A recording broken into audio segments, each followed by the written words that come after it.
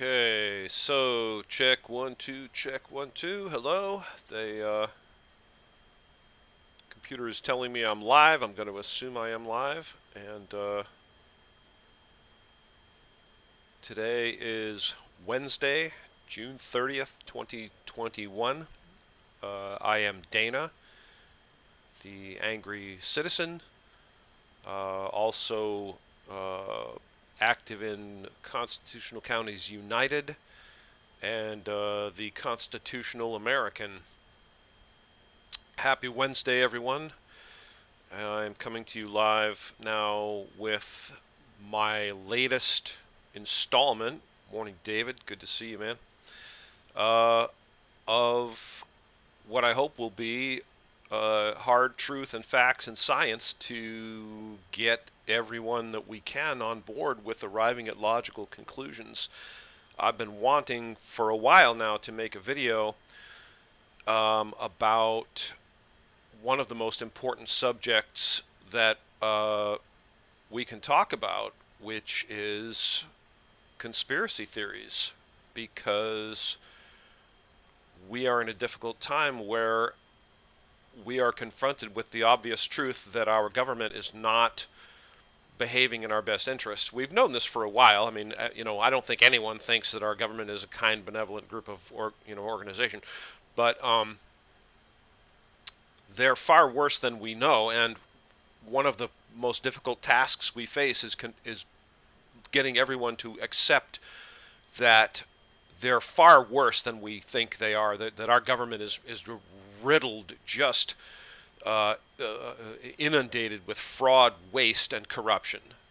And when we think about the things that they're doing, we almost always immediately arrive at the term conspiracy theory or conspiracy theorist.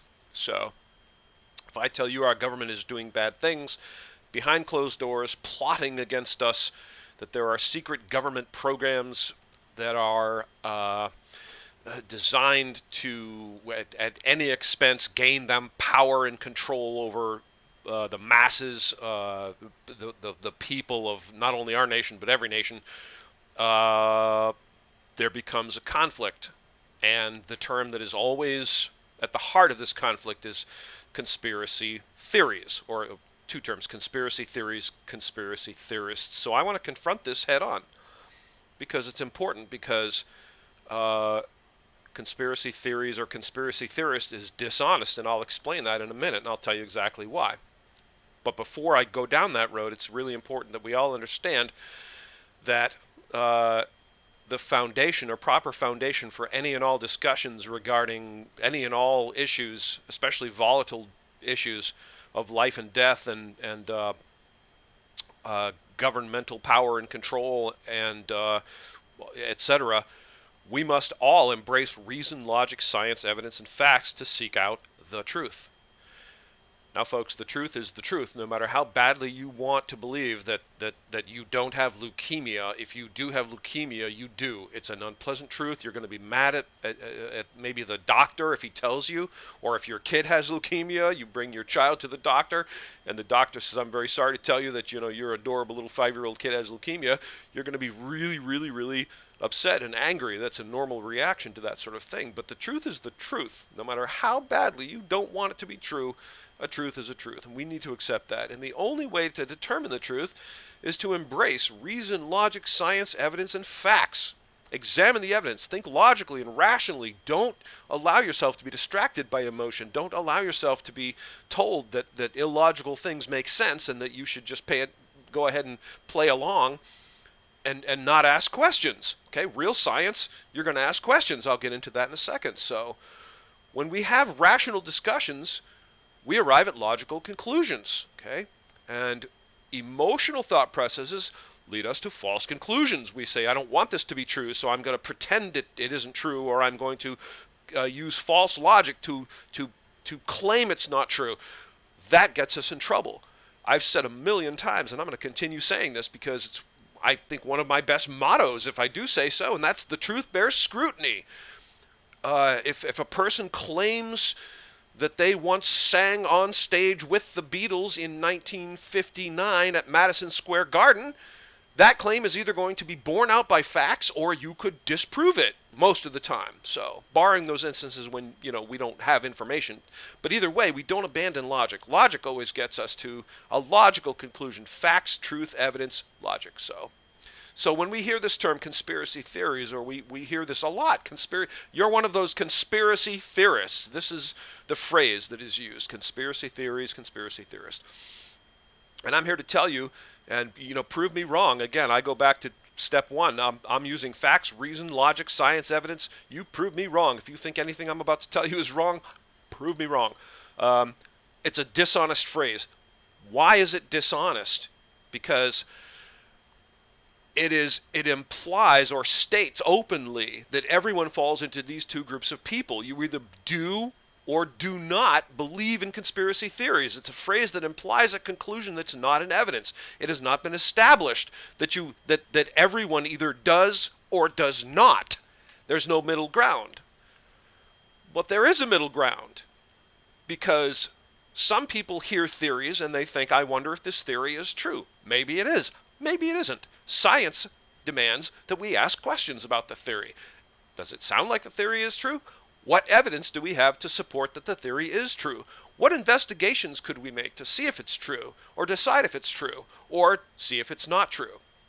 I have encountered a group of people, as I think everyone in America now has, that are called the flat earthers. These people apparently believe that the earth is flat. I personally do not believe that the earth is flat, and I'm fairly comfortable in my conclusion that it's not. However, if someone has evidence to show me that it is flat, and they want to advance that to me, I will not laugh at them and call them stupid.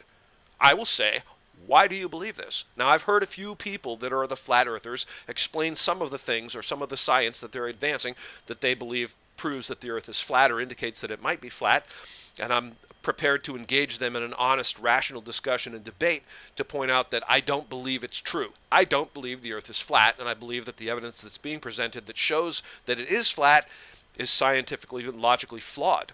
A rational discussion will get us to that point. That's what we need to do. Don't dismiss summarily because it's a conspiracy theory. It's a phrase that is used to summarily dismiss anyone that suggests that our government might be working against us. And think about that, America.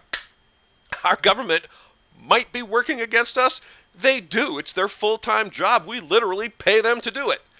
So they're in Washington plotting and scheming and meeting with their rich friends and talking on the phone with their rich friends and deleting emails by the tens of thousands when something comes up that indicates that they might have done something bad, and we, the American taxpayers, pay for that.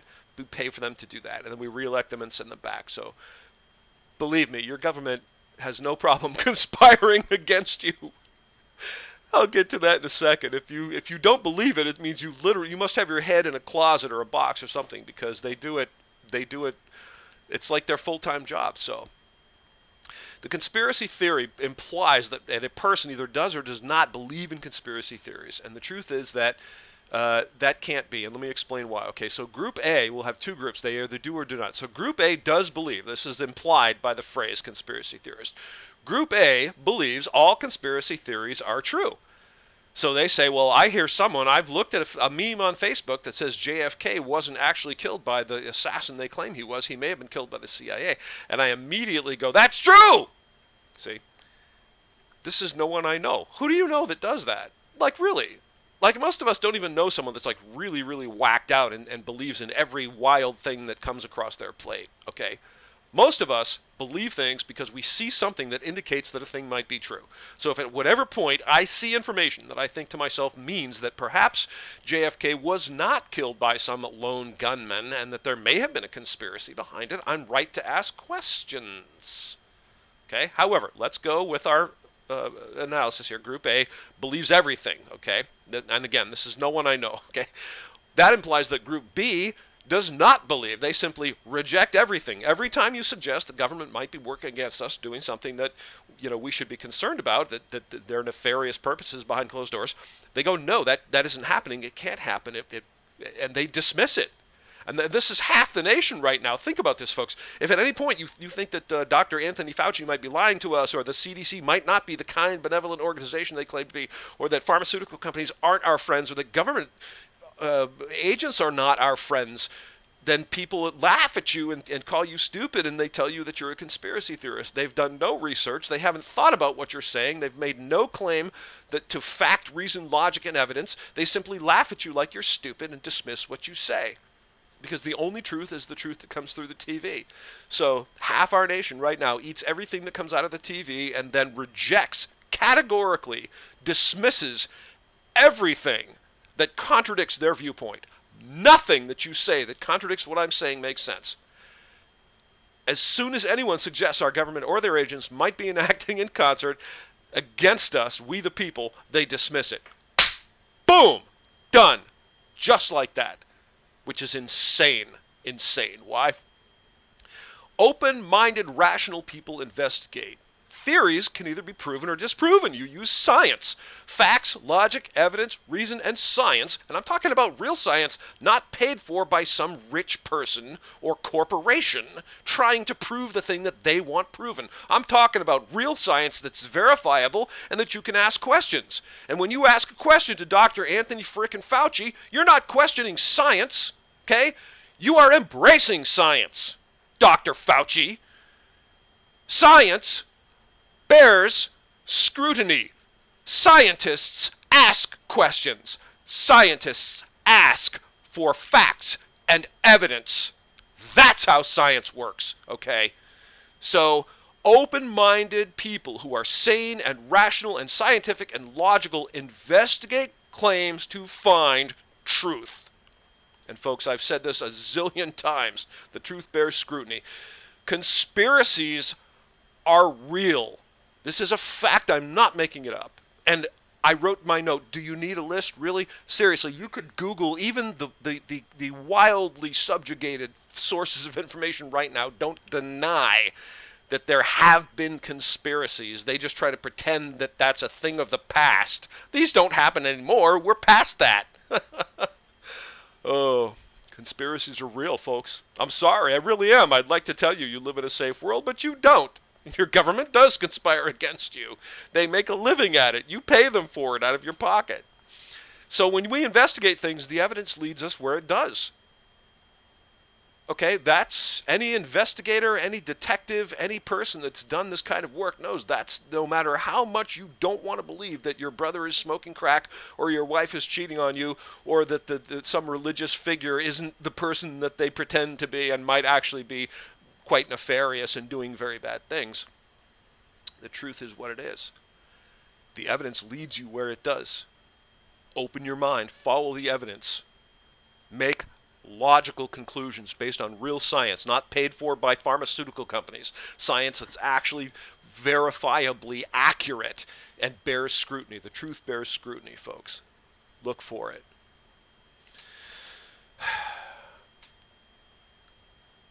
I appreciate you all. I will have more very soon.